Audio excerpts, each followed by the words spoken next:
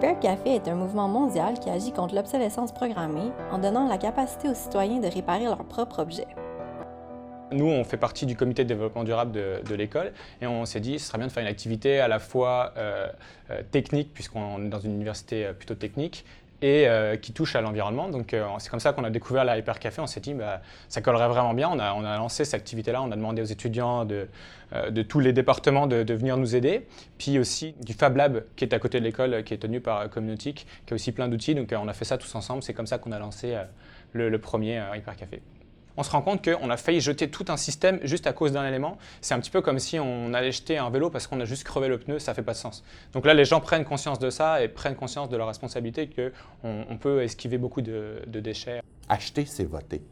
Alors, si on cesse d'acheter des choses qui brisent tout le temps ou qui ne sont pas réparables, peut-être que les compagnies vont finir par en fabriquer. Les premières motivations du projet, c'est vraiment la réduction des déchets.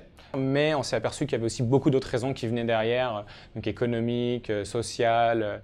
Les motivations des participants sont vraiment diverses. On a des personnes qui viennent, c'est ça, pour faire réparer des objets parce qu'ils y tiennent ou parce que c'est moins cher. Il y en a d'autres qui sont vraiment impliqués au niveau environnement, donc ils savent l'impact que ça, donc ils vont faire cette démarche pour cette raison-là. Mais on a aussi, les bénévoles viennent aussi, je pense, pour se rendre utiles à la société. Les gens ont souvent des compétences et je trouve que là, c'est vraiment une façon de rendre cette compétence utile à la société.